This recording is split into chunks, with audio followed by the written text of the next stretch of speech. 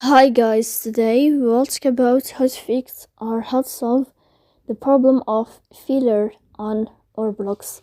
To know how to fix or how to solve failure on Roblox, you should just go to settings. Here you can click on apps, default apps, app settings. Then you will enter to the window of Roblox and you can click here in this page. Not here, you can go to Roblox app. After that, you can click on first stop and you can click OK. Here we'll enter to storage. Then you can click clear cache.